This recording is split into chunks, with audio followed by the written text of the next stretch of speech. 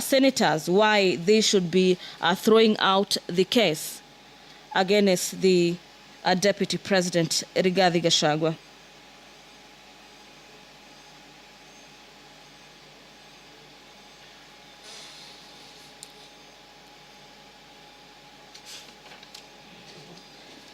The Deputy President of the Republic of Kenya. Kindly take your seats. Clerk, you may now call the first order. Order number 1, communication from the chair.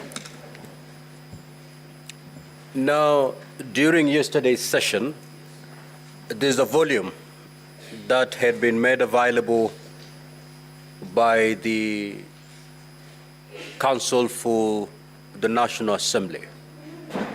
And I remember Senior Counsel Mwite, you sought for time to look at it and confirm indeed that the photocopy did not introduce new material. Can we therefore now admit that document, Senior Counsel?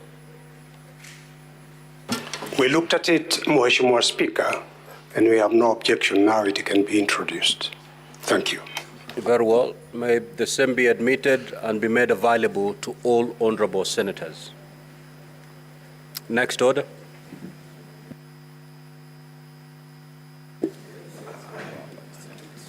Order number 2, hearing and determination on the proposed removal from office by impeachment of His Excellency Rigathi Gachagua, EGH, Deputy President of the Republic of Kenya. Now, honorable senators, ladies and gentlemen, at the rise of the House last night, the National Assembly had called 2 witnesses. They had done the evidence in chief, cross-examined, re-examined, and it was then the opportunity for the honorable senators to seek for clarifications when the House adjourned. Now, the National Assembly has a balance of 20 minutes to conclude its case. The Deputy President has 45 minutes, having taken 1 hour from the 3 hours that had been indicated to the Deputy President for today. Let us stick to the time so that we can be able to conclude this matter in good time today. Now, honorable senators, ladies and gentlemen, we will start with the clarifications sought from the first witness of the National Assembly, Honorable Mutuse. Thereafter, we will move to the second witness and conclude, and then we can now allow the National Assembly to call their third witness. Is Honorable Mutuse present? Good. Present, Mr. Speaker. You'll be noting the questions and the clarifications sought from the honorable senators. The Honorable Senator for Nandi.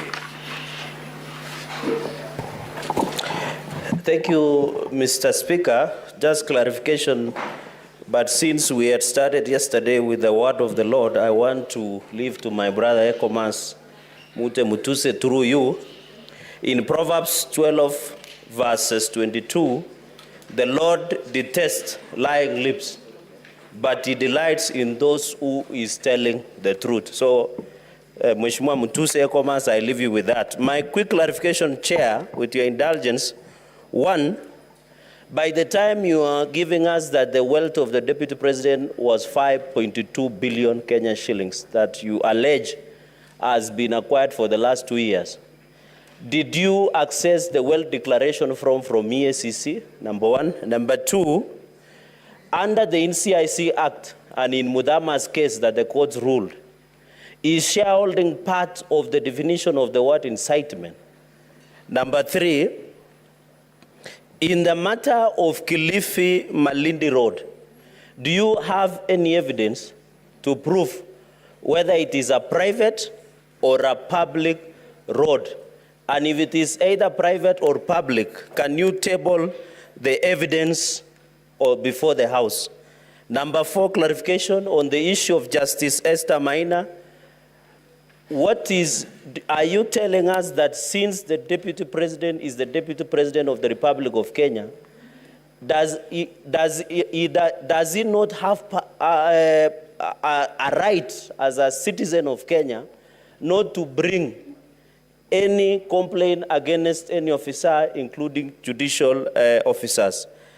Finally, on the update, quickly, on 1st October 10, 2024, Cabinet Secretary Mutua. Senator Kenywa. Thank you, Mr. Speaker, sir. My question goes to Honorable Mutuse. Honorable Mutuse, was Treetop Hotel, was it available for acquisition? And if that is so, was there any law of procurement that was breached?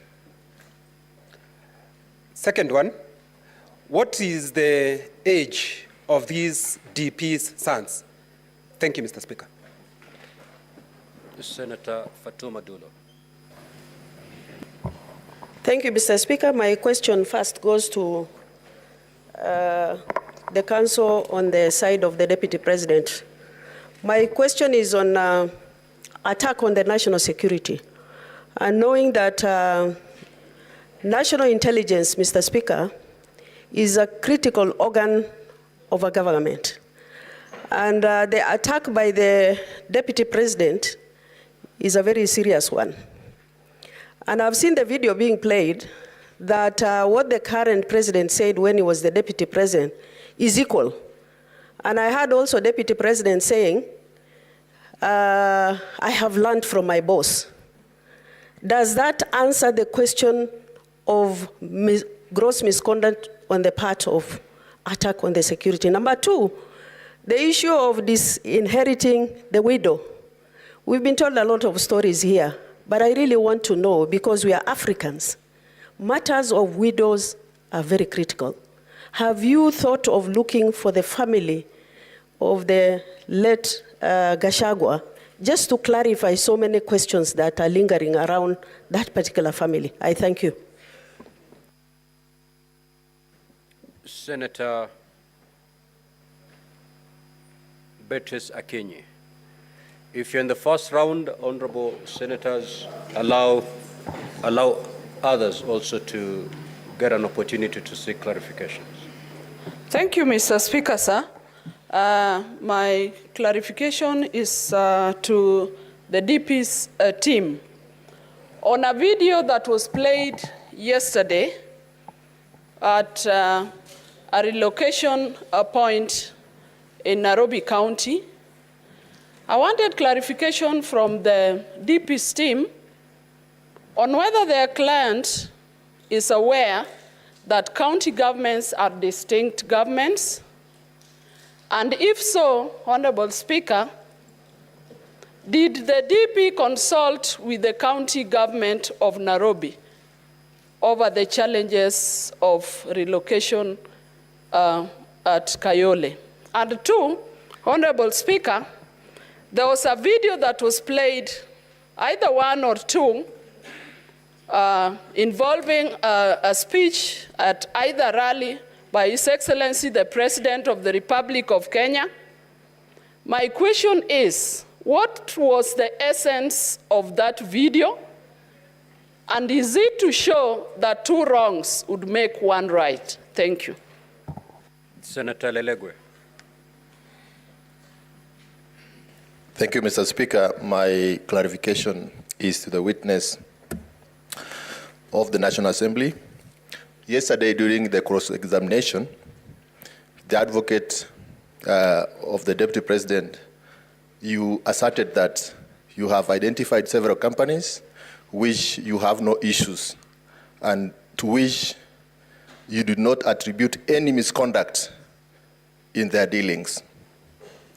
Given this context, could you inform the necessity for including these companies in the present impeachment motion. Thank you. Senator Eddy.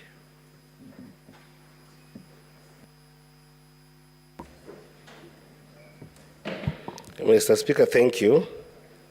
I have one question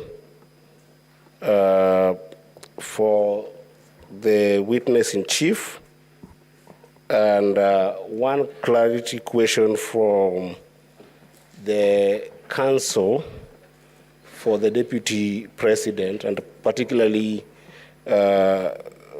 counsel Tom Macharia. So I'll start with the Honorable Mutuse. Honorable Mutuse, may you help this House understand whether all the companies that you indicated are for the sons and the spouse of the deputy president, and whether you established how old they are and estimated the net worth of those companies. Did you manage to estimate the net worth of those companies, and how did you do that? To the senior counsel, the counsel Tom Macharia, in the exploration of ground number 4, you led this House to look at the particulars of the coalition document. The coalition document, the coalition agreement. May you help us understand how we should interpret Article 91 of the Constitution and Article 232 of the Constitution with regards to your response on government being a company equal to having shares and not the country. Thank you, Mr. Speaker. Senator Sek.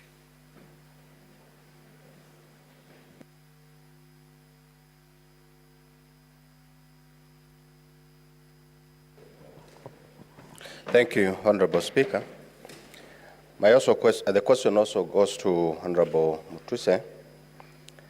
Wanted to make a clarification on the issue of Peterson Jomo, the affidavit on the Olive Garden Hotel, on the appointment of Julian Jahenda as the secretary or agent, and the letter to the Public Service Commission through the clerk of the National Assembly by volume 8A, page 1, gives a different person by the name Makar Juliana Jahenda. Why do we have different names here? You need to clarify, because it has a different person altogether. 2 different people altogether. Second clarification is on the issue of the award of the tender on the proposed refurbishment of the DP's residence in Karen. Honorable Mutuse, the government, through the State House Controller, signed that contract. Wanted to know what is the relationship of this contract with the DP, now that you're saying it has some issues. What's all about the contract and the company that did that refurbishment? We need to know what is the relationship and what is the malpractice that has.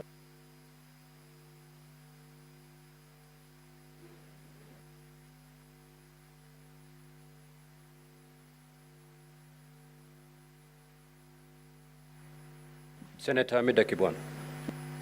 Mr. Speaker, sorry, my question was for Dr. Mulwa. Senator Wakili Sige.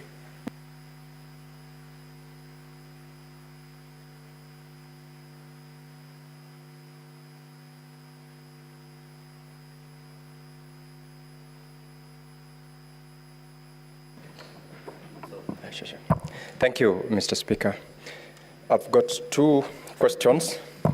One to the counsel for the Deputy President, and the other one, actually both, for clarification by the counsel for the Deputy President. Yesterday, in the course of your cross-examination, you took us to page 410 of Volume 3.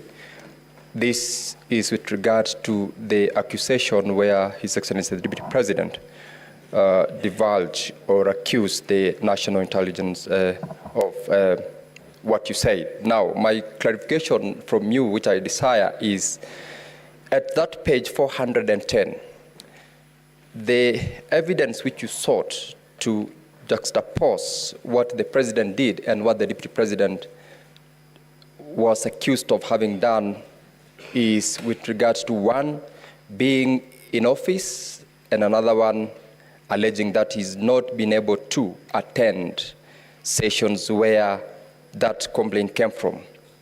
Give us the correlation of the two. And secondly, I share the sentiments by all the senators who've sought to get from you an understanding about the coalition agreements. You attempted to explain yesterday the relationship between company shares and coalition agreement shares. You were asked about the place of this in terms of the regimes of the two kinds of agreements. What do you say as regards shares in a company registered under the Companies Act vis-a-vis post-election coalition agreements registered under the Political Parties Act and the governance of... Senator Batuli Betty Montet. Thank you, Mr. Speaker, sir. Mr. Speaker, sir, I want to ask Honorable Mutuse, is there a minimum age of a client in a bank to get a loan of 700 million? Senator Essie Okenyuri. Sorry, Mr. Speaker, my question, I'm awaiting Dr. Andrew Mulwa. Senator Cheriot Aaron.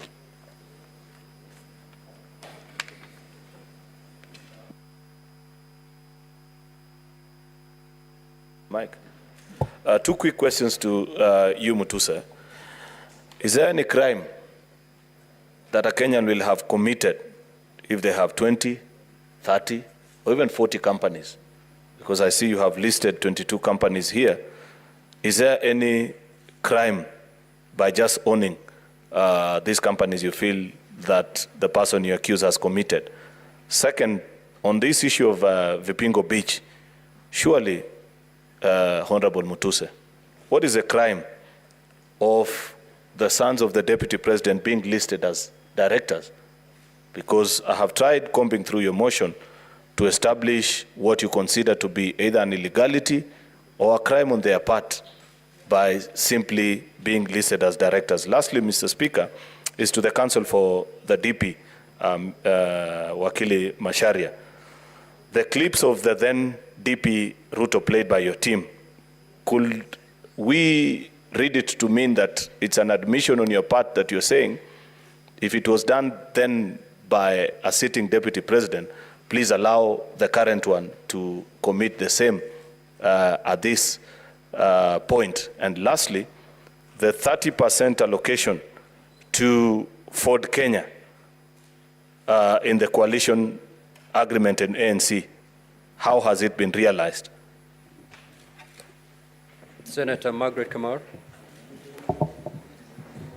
Thank you, Mr. Speaker, for giving me the opportunity. I have one small question for Honorable Mluse, and that is on the witness, somebody who, by the name Peterson Jomo Mushira, who wrote an affidavit that touches on Olive Garden Hotel. He offered himself to appear and be cross-examined on the content of his affidavit. Was he invited? Senator Kathuri Murungi.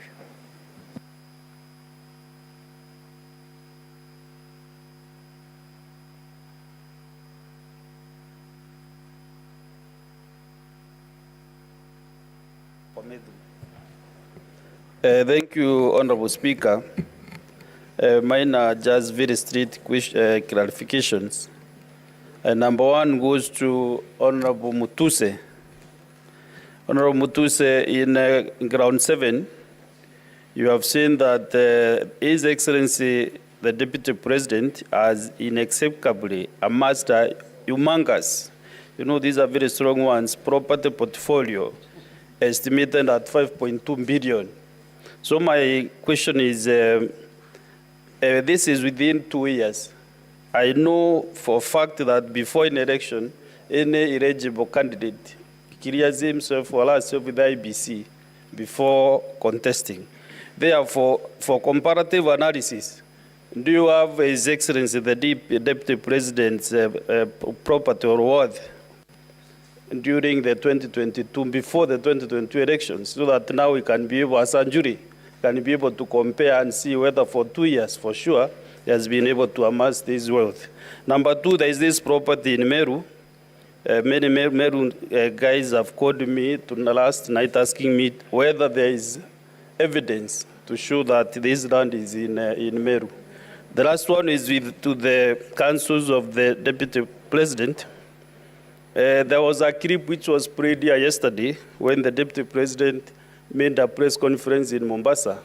Immediately after the President did this in Nairobi, 2 different cities. Therefore, I did not get clarity from the councils about this, the question or the clip. So I was really requesting either one of them could be able to expound on that controversy between the 2 pressers in 2 different cities by the principal and the deputy principal of the Republic of Kenya. Thank you. Senator Okoit Omtata.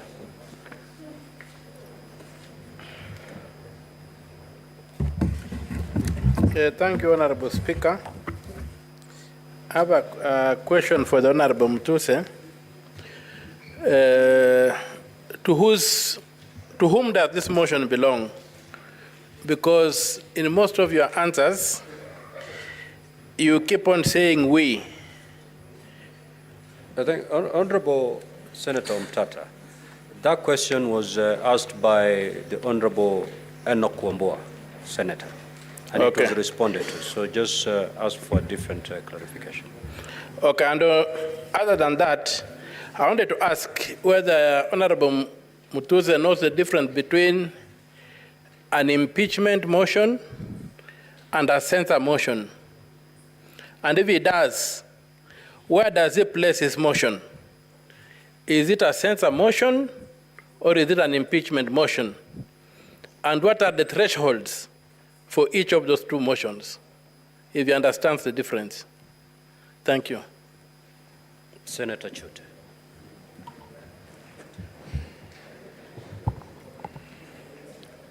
Asante sana Mheshimiwa Spika. Mheshimiwa Mutuse, ulileta ushahidi hapa mbele ya Senate ukidai ya kuwa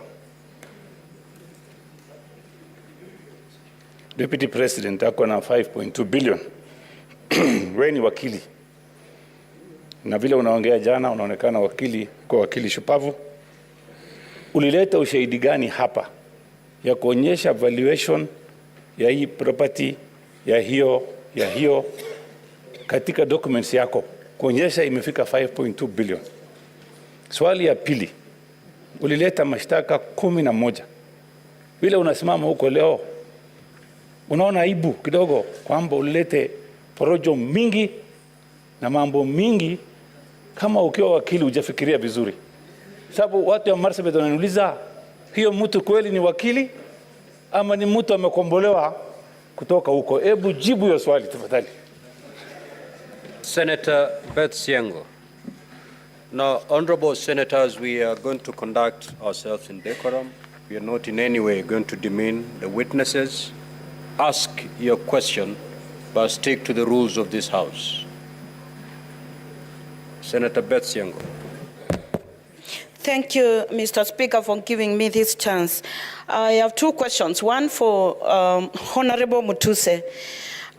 In your presentation, I heard that you touched on the inheritance and property of the late Nderitu Gachagua. Have you reached out to the widow and the children of the late Gachagua to also give you facts? The next question is to the counsel for the DP. Yesterday you played a clip of the president speaking in Muranga. What was the purpose of playing that clip?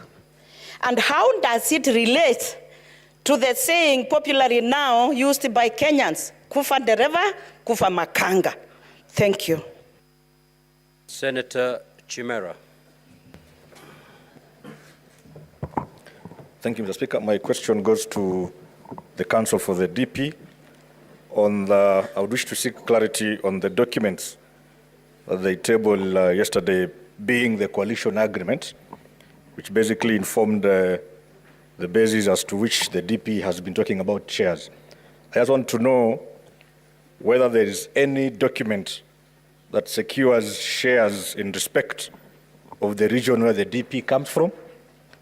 And secondly, Mr. Speaker, if the counsel is aware that his client, at the time those documents were being prepared, he was a candidate for office, and now he successfully became DP, and that he needs to promote national unity, and if it is still in order for him to continue championing for the interest of one region as against the entire nation. Thank you, Mr. Speaker. Senator Richard Onyonk.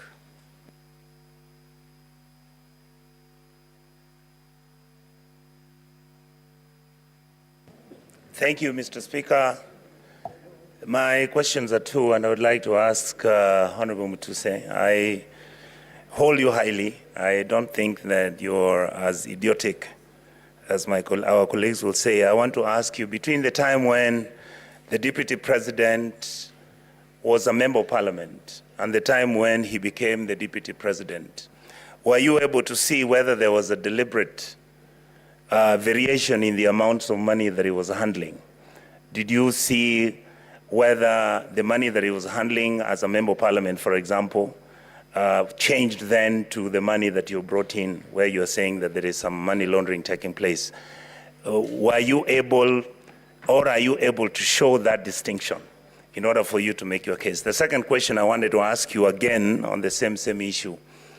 When you are trying to find out whether there is money laundering on any transaction, and I know chances are you did not have the technical expertise and maybe an investigative agency to help you, but did you by any chance find out money moving from anywhere, either through His Excellency the Deputy President's private accounts or any money that was being borrowed? Because I know that one property you've mentioned that it was a loan, but all these other properties that you allege that the Deputy President had purchased, did you link that from money coming from some place or money coming from some illicit, like you say? Because I don't see that evidence on the table. And finally, I want to ask you again, Mr. Speaker, that if you look at the issue of the will of Mr. Gachagua, that is the former governor, did you by any chance get a way to ask either through the wife, the children, whether there was a meeting that took place where they were involved, or whether they were unhappy or happy with the transactions which were taking place?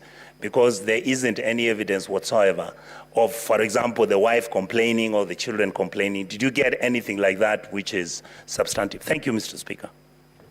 Senator Mutinda Tabit.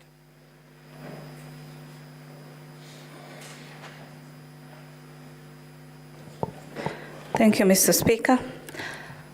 My two questions goes to you, Honorable Mutuse. First, in regards to this company by the name Crystal Kenya Limited, Ground 7, date of incorporation is 2009. And the CR12 that you have submitted to this House is for this year. Would you tell this House who was the initial director of this company? If that was so, Was there any change of directorship of this company? Secondly, the one on trial is the deputy president of this country and not his two sons. You have linked Crystal to be a proxy for the deputy president through his two sons. Would you tell this House if you have any evidence that shows that money was wired from Crystal Limited to the account or to any company linked to the deputy president? Senator Shakil Abdallah.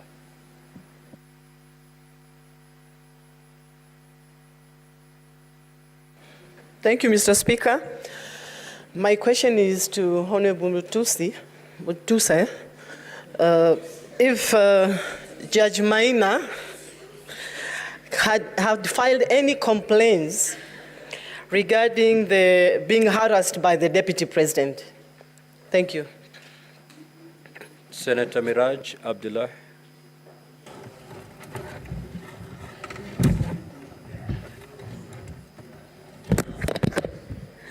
Thank you, Mr. Speaker. My question goes to Mr.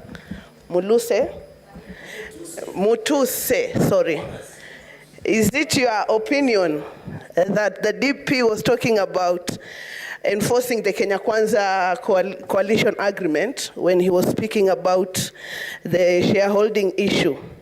And the second one goes to the DP side, that we were reminded here of the oath we took when we assumed this institution. Is it in your place to say that your client has breached his own oath even before we make a conclusion? Because we were made to read the third schedule here on justice and directly and indirectly revealing such matters, and the oath of secrecy that His Excellency the Deputy President took. In his utterances, he used to speak about not the Mlima being touched. So in the essence of national unity, don't you think that your client, the DP, or you clarify for us that he has already breached his own oath even before we make a decision as the jury of this House? Thank you, Mr. Speaker. Senator Kisang.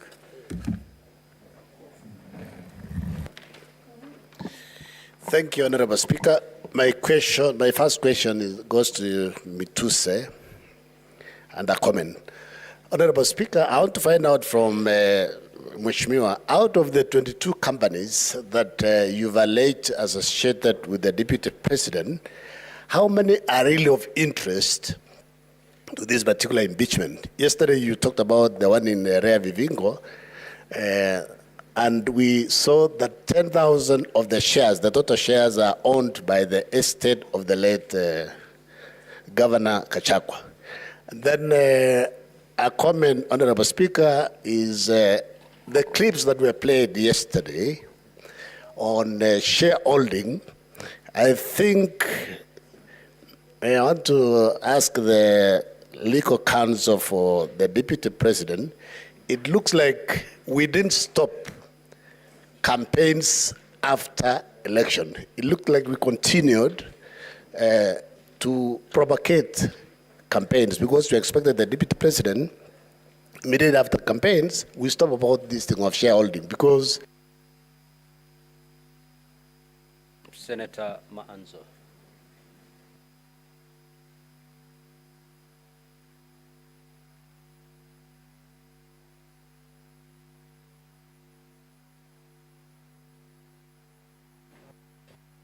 Thank you, Mr. Speaker. Mr. Speaker, this would have gone to Governor Orengo, but since he said the clients, the National Assembly had given him instructions, I would like them to tell me what is the relevance of the verse they read yesterday. And also, on the floor of the National Assembly, they read a verse that when bad leaders rule, badness increases in a country. And when good leaders rule, goodness increases in a country. Finally, what is the maximum number of companies can an individual participate in under the law? I thank you, Mr. Speaker. Honorable Mutuse, you may now. For this opportunity. I have, from the questions that have come across, there are many that relate to the companies, and with your indulgence, allow me to start from there. Senator Cheriot, Senator from Marakwet, and several senators have asked why I listed 21 companies and why I said I did not have an interest in some of them. Number one, I think it is important for us to understand the context within which we are operating. I am not an investigator.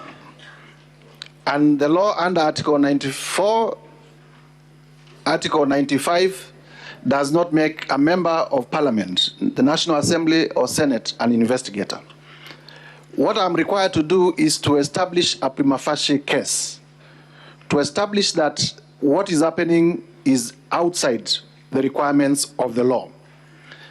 And having been in this country and with a lot of enthusiasm in matters governance, I also know that this Senate has had opportunity to consider the impeachment of the late Nderito Gachagua.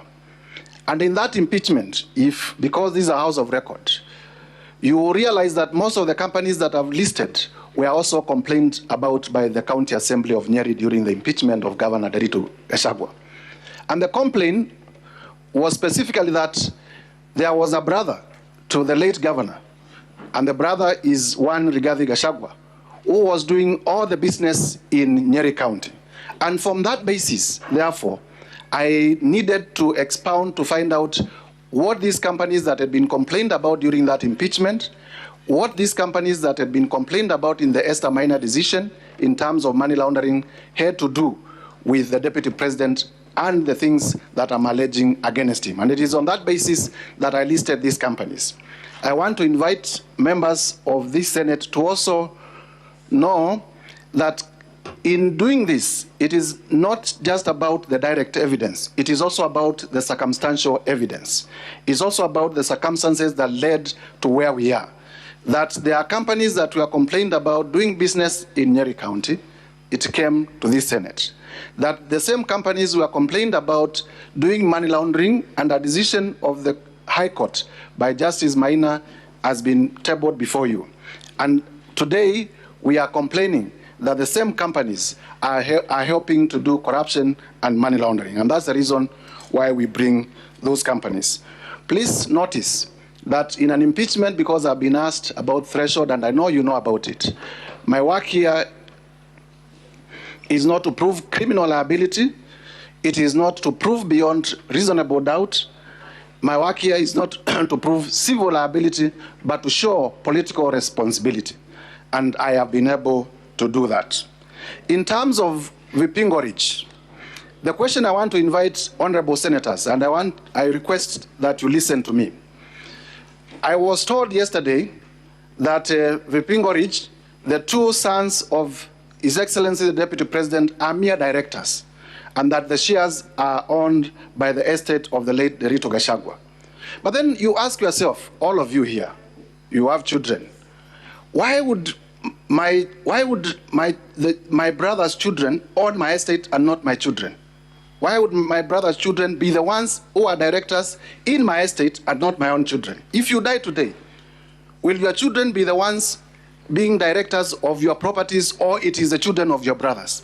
Don't you see this is suspicious? It is obviously suspicious. Number two, in law, and I want to challenge anyone.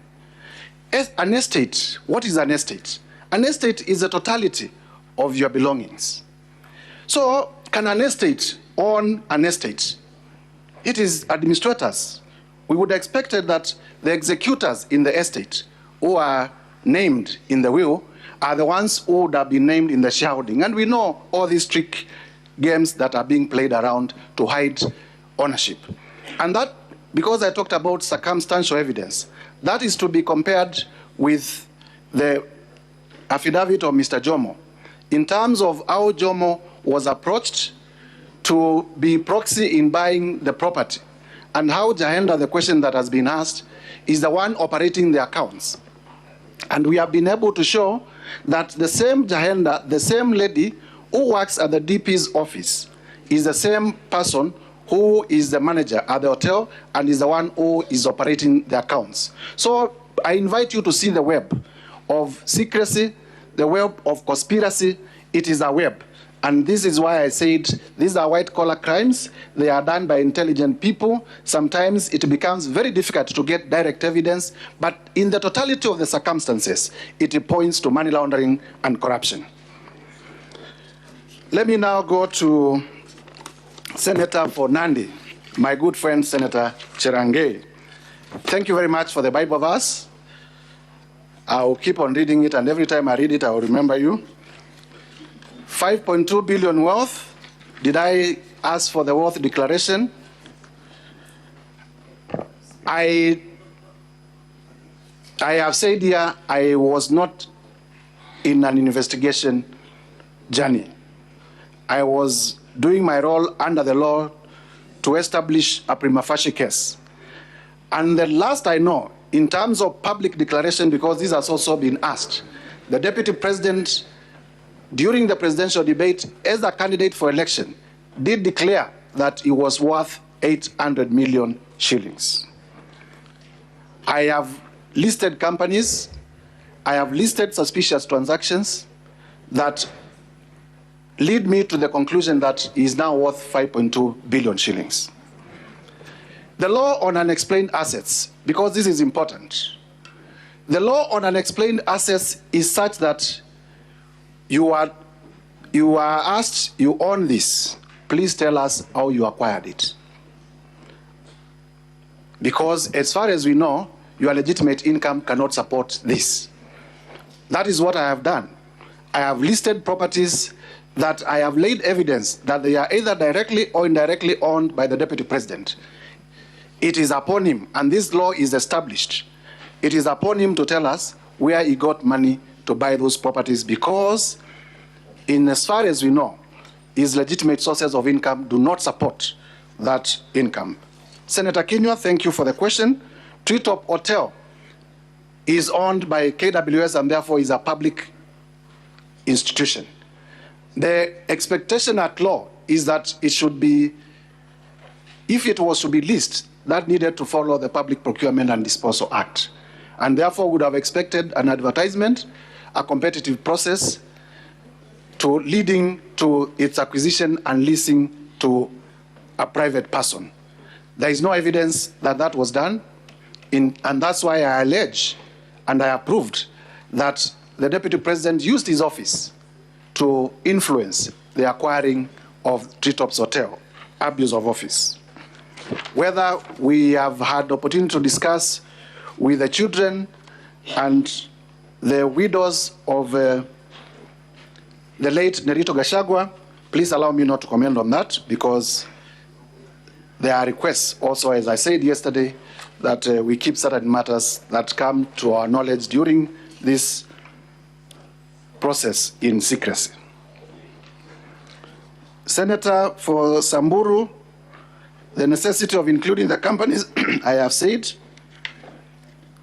The children of the children of Rigathi Gachagua, they are in, I think one is in his early 30s, the other one is in his late 20s. Whether there is an age limit for somebody to obtain a loan of 700 million, no, there isn't an age limit, but the guess, yours and mine, how many children of that age in the Republic of Kenya would have security enough to secure a loan of 600 million? Because to secure a loan of 600 million, the bankers tell us that you have to place property probably that is 10 times more in value than that. When did they acquire that property? Number two, it is not our evidence, and this is important for me to clarify, that Abadea's Safari Lodges was acquired through a loan. It is an explanation that we have discounted. He said that they obtained a loan of 600 million, but the only document that was produced is an offer letter for the loan. There is no evidence to show that the loan was granted. There is no evidence to show any charge on that loan. And therefore, it is our contention that that explanation is not conclusive. That explanation cannot suffice. And therefore, it goes back to the Deputy President to tell us where he got the 535 million, where he got the 143 million to buy those properties, because the loan is not substantiated. Senator, in terms of Olive Gardens, we have been able to show Julian Jahenda, the one managing the hotel and the one working in the DP's office, is one and the same person. Jomo, we bought the hotel on a promise that the Deputy President, the truth of the matter is that conclude, Honorable Mutuse. Jomo bought the hotel 2 minutes to conclude. as a proxy for the Deputy President. What problem do we have with refurbishment at the office of the Deputy President? We do not have a problem with the tender, we have a problem with the priorities. Kenyans today, and the Deputy President is talking about it, are crying about services. Is it a priority to renovate the office, or is it a priority to give water to the people of Kibwezi?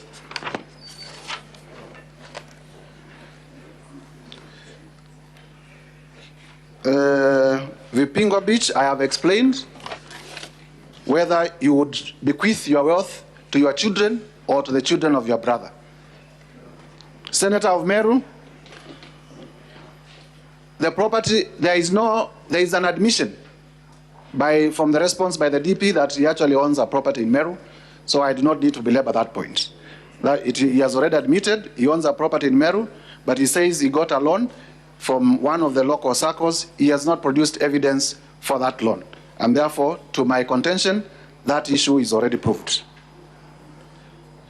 In terms of the NIS address in Mombasa and why we complain about it, imagine, and I do not want to imagine that, somebody was a member of Al-Shabaab, and the Deputy President, none other than the Deputy President, stood up and said our intelligence system has collapsed. Wouldn't that be the right time to strike? That is the risk that the country faced by that particular announcement. I thank you, Mr. Speaker. Thank you. Let us have the second witness.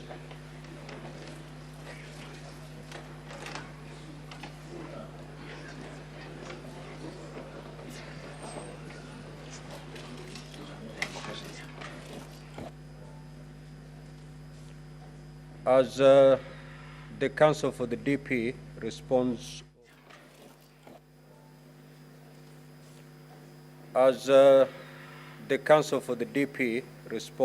or clarifies on the issues raised towards them, may we have the second witness available for purposes of clarifications. Counsel, you may proceed. Thank you very much, Honorable Speaker. Let me begin with the tortured question of the estate of the late Nderitu Gachagua. It is, I think, a shame that will stick on Honorable Mutuse for the rest of his years on earth. Counsel for the Deputy President. Yes. There are very few clarifications that were directed towards you. Yes. So I'll give you 5 minutes. You're not responding to the clarifications by Mutuse. You are responding to the clarification as sought. Those are the ones I am. Honorable Speaker, there are quite a number of clarifications, especially on this estate issue, which please allow me 10 minutes. All right, 10 minutes. Thank you very much, Senate. Now, I began my cross-examination of Honorable Mutuse yesterday with asking him how long he has practiced law and what law he has practiced. The problems you have as a Senate, as a quasi-judicial body, are born out of inexperience of legal practice. If you had practiced any succession law, I'm answering the question. Honorable Senators, I'm answering the question. I'm sorry, Senator Kavindu, just have a seat. I couldn't take that. Yes. What is the source of this? I asked him yesterday. He answered the question. Yes, Counsel for DP, what exactly did you say? I just wanted to say that the National Assembly was provided with an affidavit by the executors of the will of the late Nderitu Gachagua. It is before you. It is volume number 4, stated, called the Further Affidavit of Nderitu Gachagua. Rigathi Gachagua. It should be before you.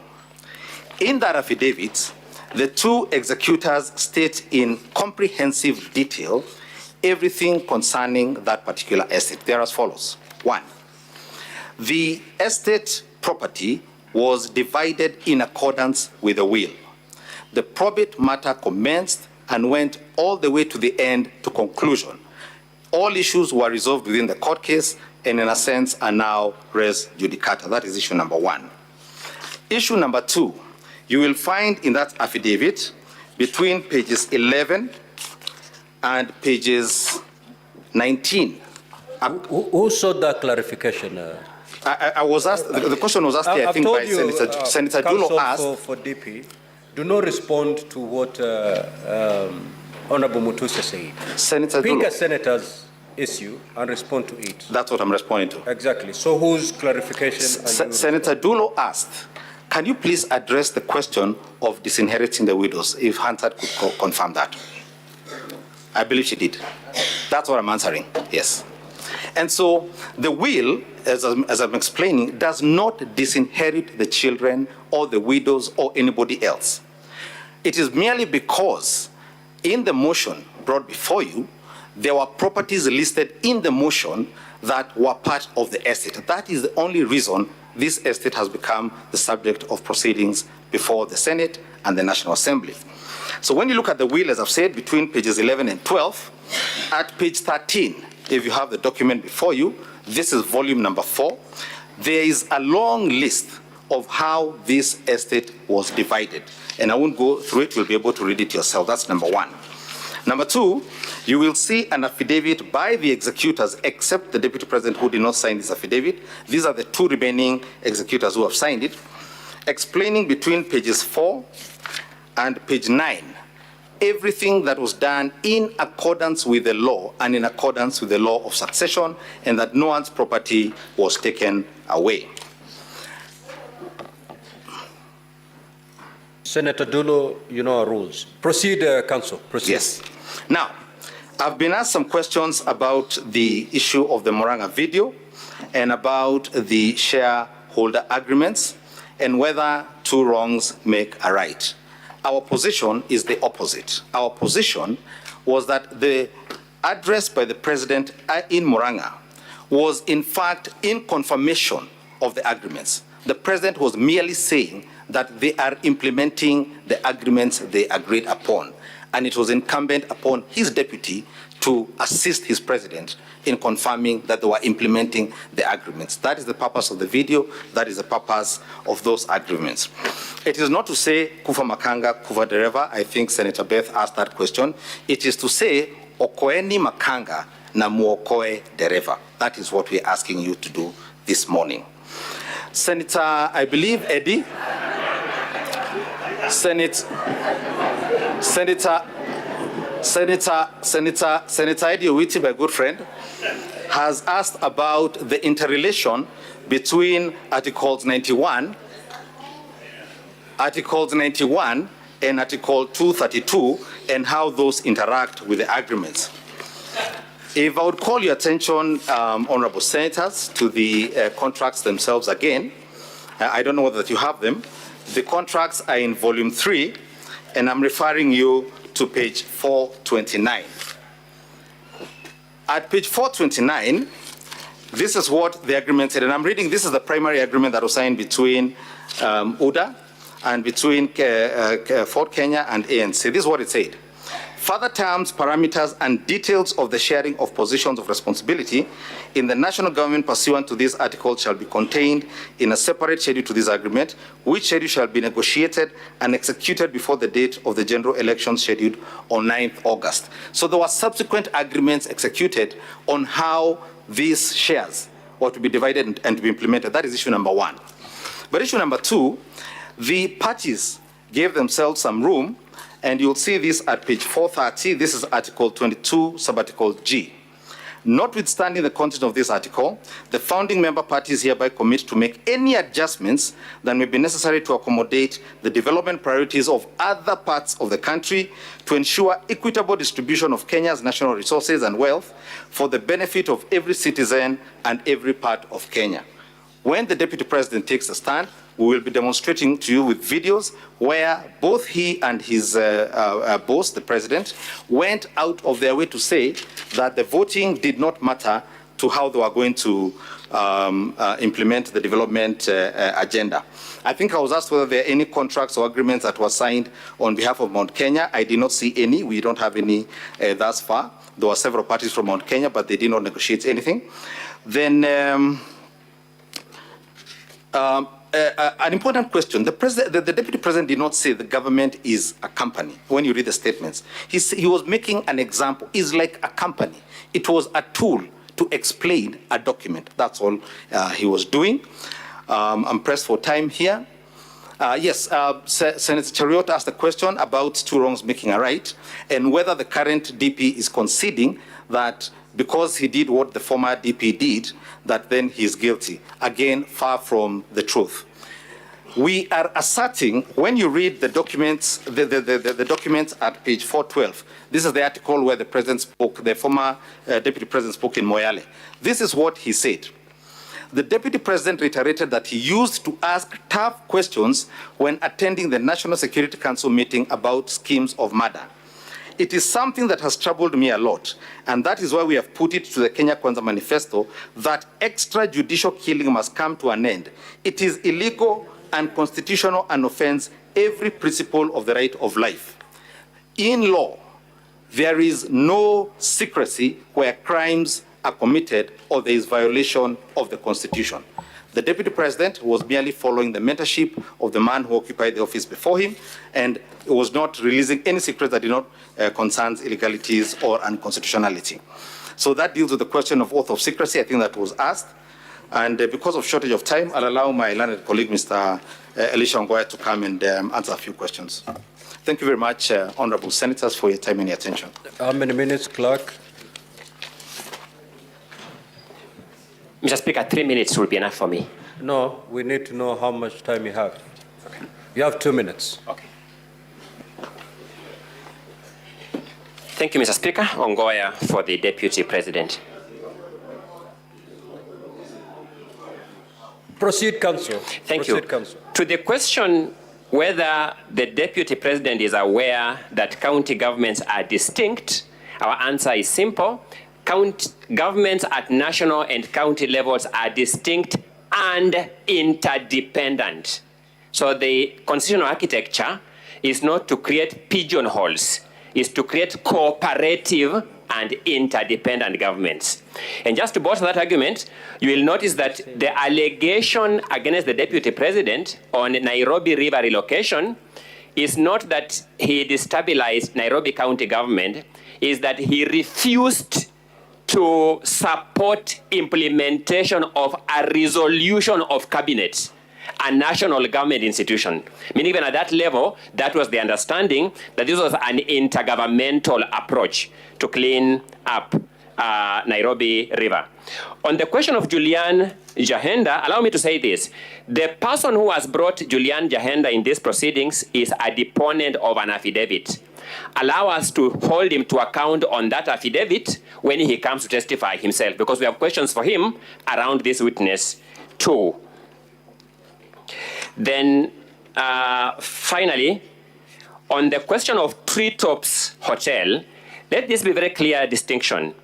Treetops Hotel was not acquired by the company in question from KWS. Treetops Hotel was an assignment of lease.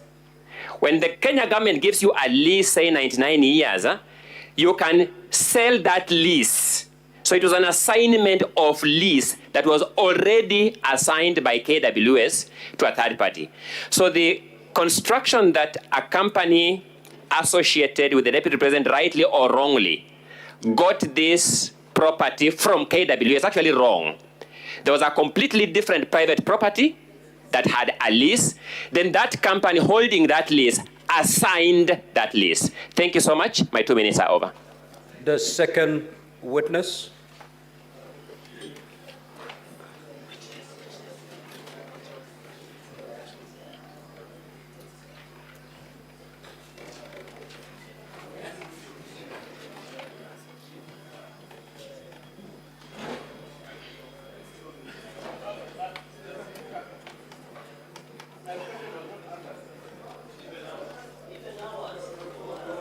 Order, honorable senators. Senator Olekina, proceed.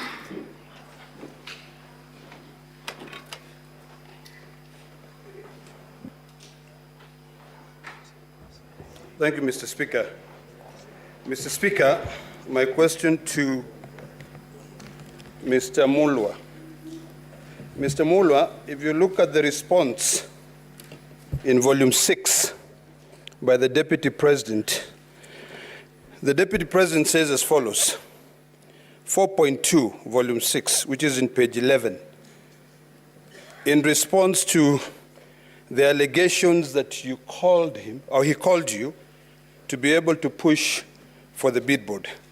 He said that this is clear in paragraph 4 of the witness affidavit of Andrew Mulwa. He contradicts himself by claiming that on the 11th July 2023, I pressured him to surrender the original bid board, yet by the letter dated 5th of May 2023, KEMSA had requested for collections of the original bid.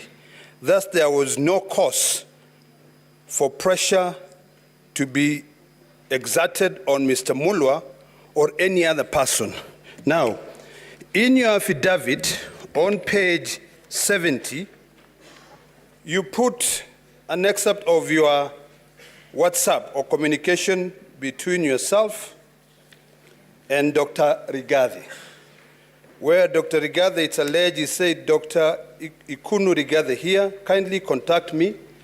When possible, there is a document for HE we are trying to collect. In the same affidavit, you have annexed 3 letters. One letter dated June 30th, and I want you to keep in mind of the 30th of May.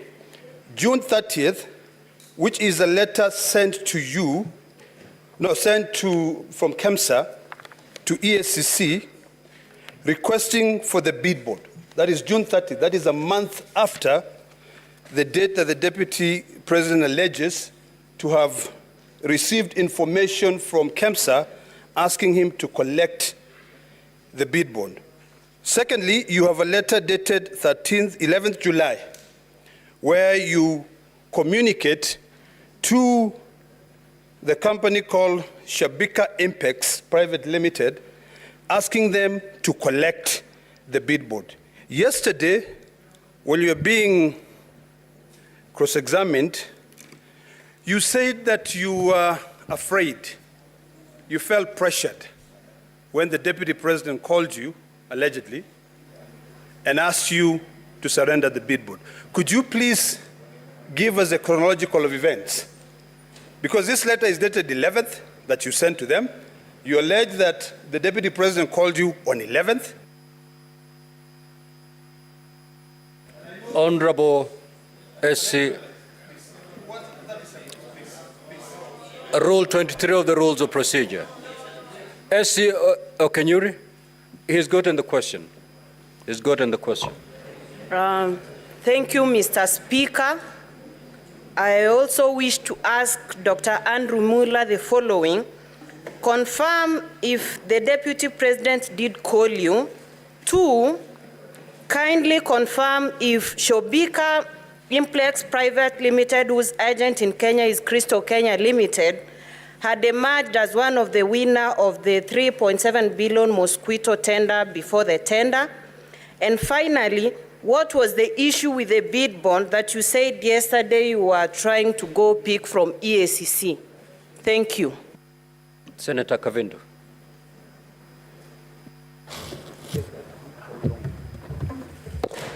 Thank you, Chair. Mr. Speaker, my question is directed to to Mutuse and maybe his lawyers. Yes, I'm directing it to his lawyers. Please, kindly give me my time. I didn't talk, Olekina, when you were talking. Senator Kavindu. Thank you, Mr. Speaker. Let me go ahead. Address yourself to the chair. Thank you. Proceed. One of my questions is about the speech which Honorable Mutuse said that the Deputy President addressed from Mombasa. My question is there any law preventing either the president or the deputy president from intervening if they see any failures with the national intelligence services? Is there any law preventing them from intervening or questioning the national intelligence service, or is there any law directing them where they should ask these questions from? 2, the lady, Honorable Justice Esther Maina, has she ever made any complaint after the case was done? Thank you, Mr. Speaker. Senator Bone. Thank you, Mr. Speaker. Mr. Speaker, to Dr. Mulwa. Dr. Mulwa, I can attest that the number you have put here, through which His Excellency the President pressured you, he relates very well with me, because in the days we used to talk with him, I used to use the same number. Your evidence is so critical that we would like you to walk us through that conversation between the Deputy President and yourself, during which time he was putting pressure on you. Mr. Speaker, sir, Tom Masharia, counsel, you are a man of many years of experience, and you know the hierarchy of laws.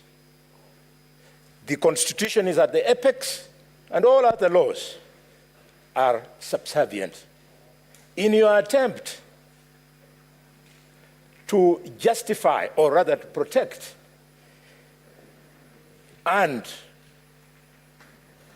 secure the Deputy President from the accusation that he breached the Constitution, Article 27, which prohibits him from discrimination, you have chosen to justify it by using an act of Parliament called the Political Parties Act that provides for the agreement. Tell me, are you telling me that by dint of that act, which is subservient to the Constitution, which the Deputy President violated, therefore the act sets him free? And finally, my younger brother, Ongoya, you have told us that for Mutuse to be able to prove that there was insubordination, he needed to bring something from the supervisor. Senator Hamida.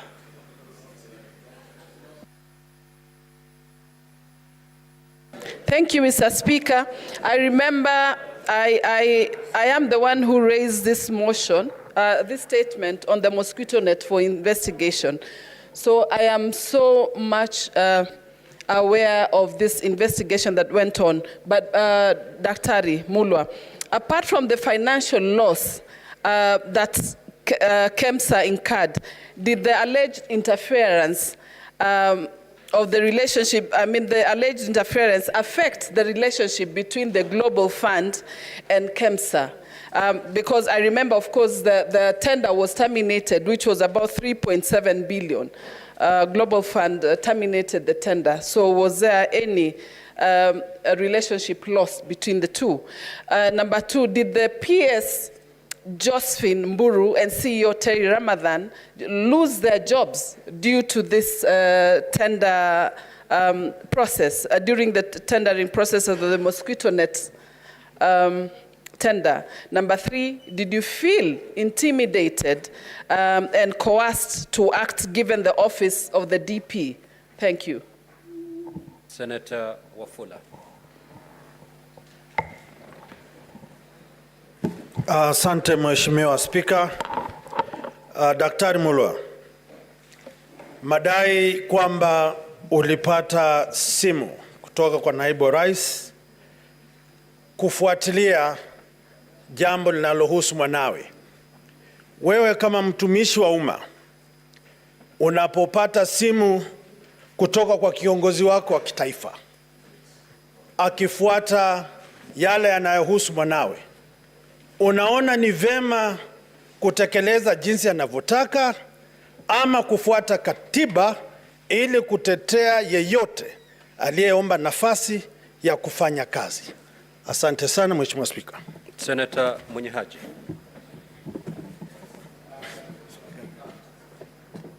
Pia mimi swali langu ni kwa Daktari Mulwa kwamba hii zabuni ulisema kuwa ilifutiliwa mbali. Je, wakati ilipofutiliwa mbali kuna hasara yoyote ilitokea kwa serikali ama kwa KEMSA kutokana na kufutiliwa mbali kwa zabuni hiyo? Pili ni kuwa wewe kama mkurugenzi wa KEMSA ulichukua hatua gani ulipopata simu ama ulipopata maelezo kutoka kwa naibu wa rais kwamba hiyo tenda ama hiyo zabuni ipewe mtu fulani? Asante. Senator Muma. Thank you, Honorable Speaker. Dr. Mulwa, I have two related questions to you. One, is the return of bid boards part of the procurement process? And if it is part of the procurement process, would you say that a call from the Deputy, His Excellency Deputy President, on this issue amounts to interfering with the procurement process? Thank you. Senator Mariam.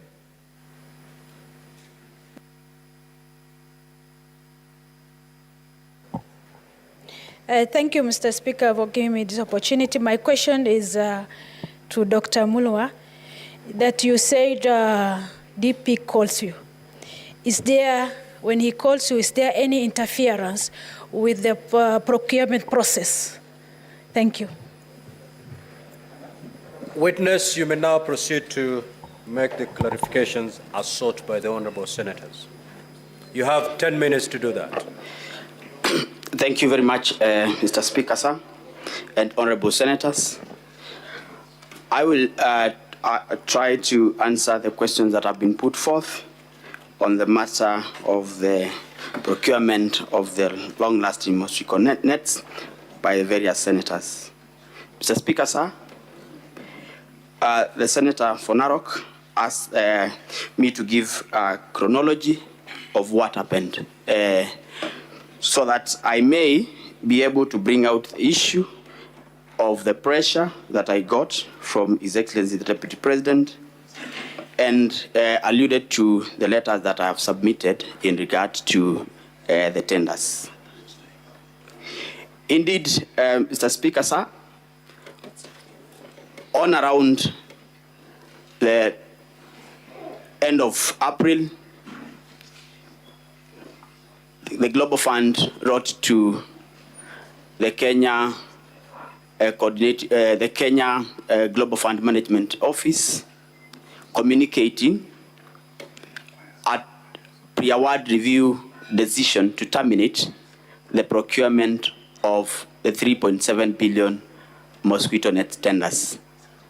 Mr. Speaker, sir, this was after the procurement had been done earlier on in February by KEMSA, and it's a usual procedure during the procurement under the Global Fund. After the evaluation of the tenders, the evaluation report is shared with the Global Fund to authenticate if full procurement procedures and law have been followed. On review, the Global Fund realized that the tender, which the evaluation committee had recommended to be awarded to one Shobika Impex Limited, had an issue. And Mr. Speaker, I will refer to the bid bond which I shared in the document. The document there. Motion.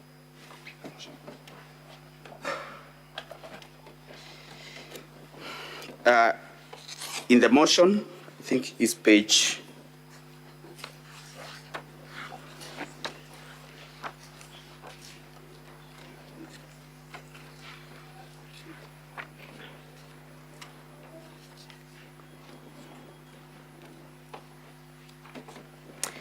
is page 76 out of 85. Mr. Speaker and honorable senators, if you look at the bid bond that I'm referring to, the bid bond down there has a stamp of the 21st of February 2023, having been received by one Monica at 9:37 a.m. Mr. Speaker, sir, this tender was running at the time this bid bond is being received. The tender was supposed to close on the 10th of March, but the earlier closure, this bid bond, did not come as part of the tender document. Usually, bid bonds are annexures to the tender document, and therefore, this bid bond came as an ordinary mail. Further, if you look on top of that page, it's written PD, which is Procurement Department, FYNF for your next necessary action, and I can confirm the signature for the CEO who was there before me on the 23rd of February while the tender was opening. In other words, Mr. Speaker, sir, this bid bond already had issues even before the tender closed and was opened, and therefore the bid bond was submitted outside the tender document, which is already an irregularity in the procurement. Mr. Speaker, after the cancellation of these tenders, the Global Fund, this issue became brought an outcry, and as a result, a principal secretary, the CEO, and officials from the Ministry of Health and KEMSA were suspended as a result. The PS was actually dismissed. Mr. Speaker, sir, an investigation was instituted by the Public Procurement Regulatory Authority, the ESCC, both houses of Parliament, both the National Assembly and the Senate, investigation onto the procurement anomalies. Mr. Speaker, one company wrote to us around June 12th or thereabout, asking for return of the bid bond. This company was Shobika, and we were able to, we did not have the document because ESCC and other investigating agencies had taken the original documents. And therefore, we wrote back and informed them of the state. And when July came, I think the investigations were happening, officers were recording statements, and that is when I got a call from the Deputy President asking me to surrender the bid bond to Dr. Rigathi Kino. On the same day, because I called ESCC, I informed them that, and for the record, Honorable Speaker, I had never received a call from anyone above my cabinet secretary. This was the first time I received a call from a sitting deputy president and requesting for documents that were under investigations. Mr. Speaker, in my 15 years of public service, I had never been asked to do that. And therefore, I felt coerced, and I had to leave the business that I had for the day, go to ESCC, follow up the bid bond so that I am able to retrieve it. I was actually able to write a letter to them and follow it up because I had written a letter earlier, and I followed up and sat there for 5 hours for them to discharge the bid bond. And on the same date, I wrote a letter and called for them to collect the bid bond. I think, Mr. Speaker, that explains the conversation and the pressure that I felt as an officer serving in public service. I have explained that the company that had been awarded this tender through the technical evaluation was Shobika Impex, whose local agent, sole agent, is Crystal Limited. Mr. Speaker, sir.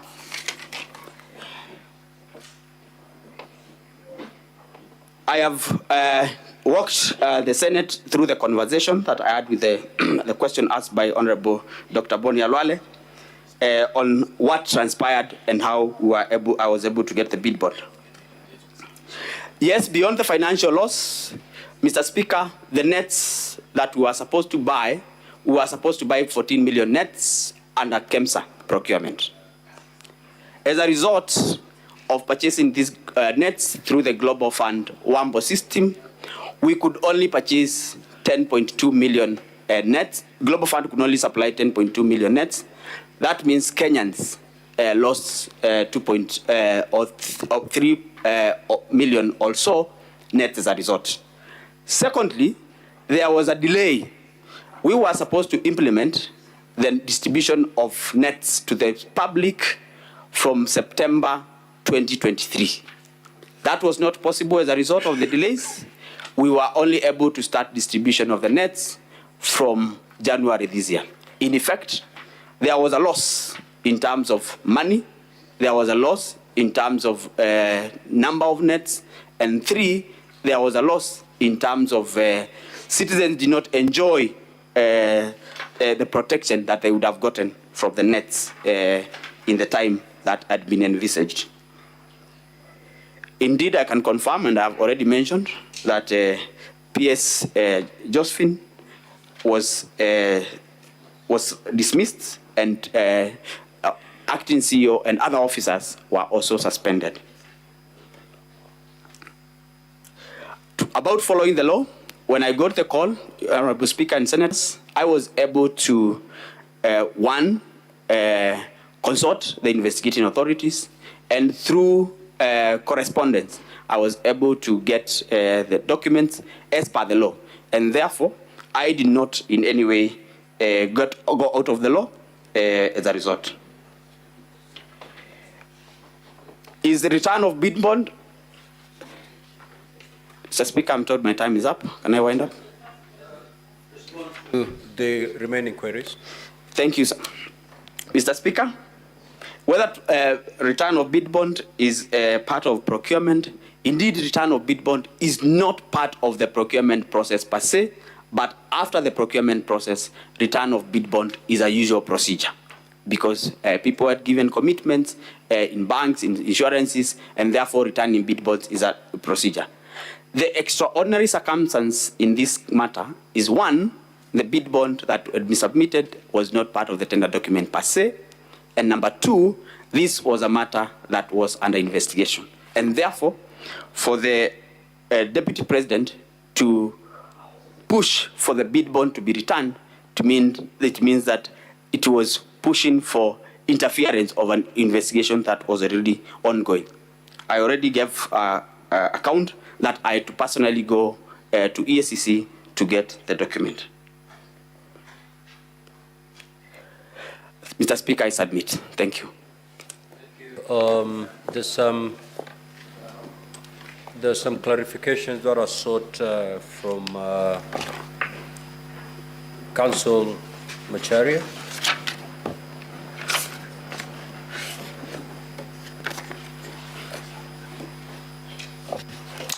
Honorable Speaker and honorable members, Honorable Boni Khalwale asked a question from the law. Indeed, there's a hierarchy of laws.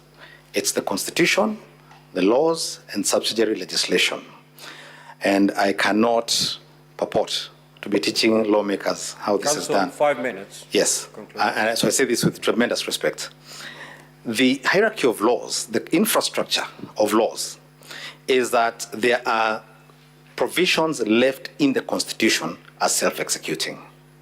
The Constitution then delegates to Senate and the National Assembly the power to make laws to execute certain of its provisions. And to that extent, that statute carries constitutional authority because it is made pursuant to a constitutional provision. And that would be the case with the Political Parties Act. At Article 91 and Article 92, the Constitution prescribes what political parties and the regulation of political parties and coalitions must contain and must do. If a statute is unconstitutional, then the High Court, as it has done many times, then strikes down that statute as unconstitutional. The Political Parties Act, as currently framed, and the basis upon which these coalition agreements were drawn and registered, and a government formed on the basis of those agreements, have not been found to be unconstitutional. So we're not saying that any wrong was done. We're in fact saying everything was done in accordance with the Constitution and the law. That's number one. Number two, when His Excellency the Deputy President stands to make his response before you, amongst the things he'll be showing you in great detail with documentation and with videos is the lengths to which not only he, but his ultimate appointing authority, his boss, the President, and the entire government went to ensure that the development was spread. Government went to ensure that the development was spread across the country. And I think, as I demonstrated a few minutes ago here, the contracts themselves indicated that there would be need for flexibility to ensure that you are within the Constitution. That did not derogate from the requirement by the parties to implement and to obey and to ensure the contracts were implemented. So they were done constitutionally. And then finally, again, I think I keep emphasizing, they talked about government, they didn't talk about tribes, they didn't talk about regions, and they ensured that the constitutional requirements, as I think Senator Ediwiti had asked me, at Article 91 and 232 were complied with. Thank you very much. Counsel for the National Assembly. There is a clarification sought by Senator Kavindu. If you may proceed to clarify, then we close and move to the third witness. Thank you very much, Mr. Speaker. The first question was whether there is any law preventing the Deputy President from intervening when they see any failures in the National Intelligence Service. The answer is that the oath of due execution of the office of the Deputy President, which is in the Constitution, it's part of our Constitution, prohibits the Deputy President from disclosing matters, especially those relating to national security, that are committed to his secrecy. And therefore, it was a violation of his oath of office. It was a violation of the Constitution to discuss matters of that nature at a time in the circumstances prevailing in a press conference broadcast to the whole world. There is a constitutional forum to raise those issues. And indeed, the Deputy President, I want to believe very many other officers, even ordinary citizens can write to that National Security Council if they have genuine grievances about its operations or its personnel or its capabilities and performance. Mr. Speaker, when that oath of office, which is part of our Constitution, says matters committed to the secrecy of the Deputy President are not to be divulged, it is an acknowledgement by our Constitution that there are certain matters which by their very nature, they are not to be broadcast. The Swahili say, usimwage mtama penye kuku wengi. Some things require discretion, they require you be tempered, and they require you know the forum and the occasion to do it. And therefore, it is no answer. Even if we were to accept, for argument's sake, that all the grievances the Deputy President Ed are factually correct, it will still be no answer to that charge. The second question was whether Justice Maina has made any complaint after the case was done. We are not aware of any complaint lodged by the Honorable Lady Justice Maina. But that question, Mr. Speaker, also tells you why this is an impeachable offense. Those who know our constitutional theory say judges hold neither sword nor the purse. The reason our constitution protects judges and puts them in a special place is because unlike politicians and the executive, they have no way and no forum of dealing with harassment from the political branches of government. But if we are wrong in that, Mr. Speaker, again, why I'm very happy with this question, you imagine, let's accept for argument's sake that indeed Justice Maina could have lodged a complaint, because it's possible she would have walked to a police station, met an OCS there, recorded a complaint and a statement. Dr. Mulo has just been here as a junior officer. The practicalities of an OCS, a police constable, summoning the Deputy President of the Republic to respond to a complaint, the whole specter of handcuffing, taking fingerprints, processing the Deputy President to take him to the magistrate's court to answer to a criminal offense, would subject that office to so much indignity. And because the design of our constitution is that people holding certain offices, in fact, the constitutional text is that they should behave in a manner that brings honor and dignity to the office. It is to save the country the drama, the spectacle of a junior police officer, a junior prosecutor, harassing, arresting, prosecuting a deputy, and because we don't want to subject our democracy to this kind of showbiz. That is why this Senate is vested with the power of impeachment, and that is why our Supreme Court has said several times, as I pointed out yesterday, the test is not whether he is criminally liable or civilly liable, which is the business of the judiciary. I so submit, Mr. Speaker. Now, Counsel for the National Assembly, you may call your third witness.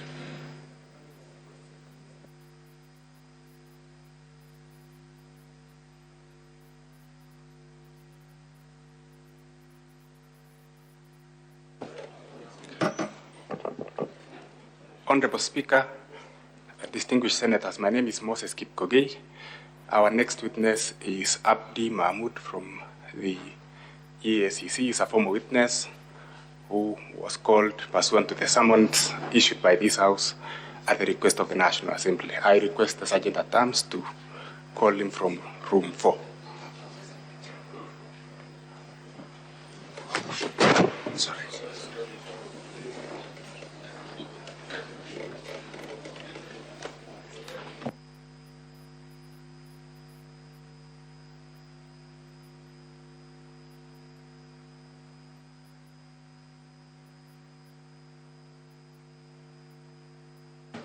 Mr. Speaker, may I just raise a concern? It is true that this witness was called pursuant to a summons of this Senate, but normally a witness is called to produce a particular document or to produce a particular item. As we stand now, none of us knows what this witness is coming to produce, so we can't even pull it out from these massive documents. We want it to go on record that this is trial by ambush. We will know for the first time what this witness has come here to do when he begins speaking. I just want that to go on record, but before he starts, I want counsel to tell us what documents this witness wants to rely on, so that against all the unfairness we have witnessed, at least we can have some semblance of looking at it. Thank you, Mr. Speaker. Counsel for the National Assembly, what say you? Mr. Mr. Speaker, the documents to be identified by the witness are contained in volume 8A of our bundle. Calling the witness, please.